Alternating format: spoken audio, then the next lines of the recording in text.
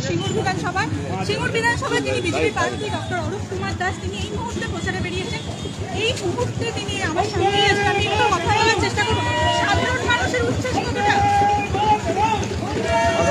উচ্ছ্বাস আপনি আমার বুঝছেন, দেখছেন কীভাবে আপনি আমার কাছে আসছেন এবং আশীর্বাদ করছেন।